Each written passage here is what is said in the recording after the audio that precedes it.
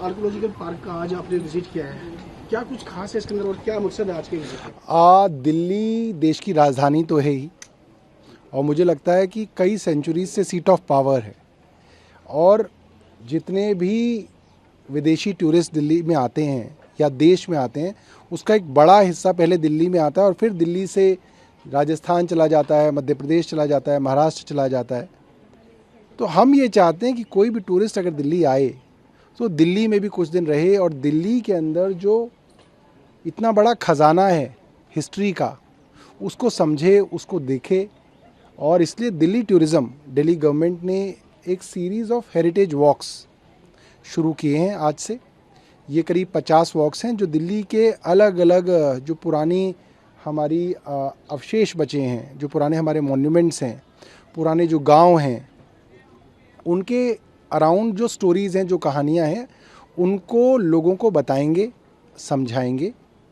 और दिल्ली के बारे में बहुत बड़ी बात मशहूर है, सब लोग कहते हैं, हालांकि मैं दिल्ली में रहा, पैदा हुआ, बड़ा हुआ, मगर मुझसे भी पूछा जाएगा कि दिल्ली 7 बार बसा, 7 बार उजड़ा, उसकी कहानी बताइए। मुझे पूरी कहानी नहीं पता।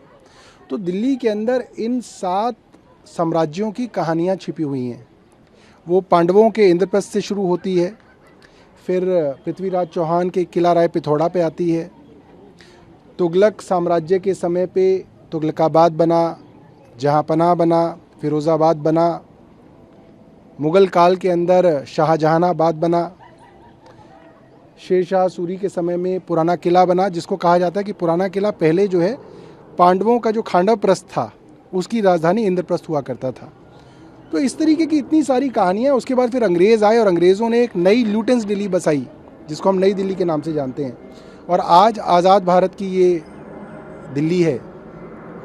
तो इन सब अलग अलग साम्राज्यों की जो कहानी है, जिनको कहा जाता है सल्तनत कहा जाता है, साम्राज्य कहा जाता है, उन सब में ज़्यादातर हिंदुस्तान के पूरे इतिहास में ज़्यादातर जो राजधानी रही वो दिल्ली रही।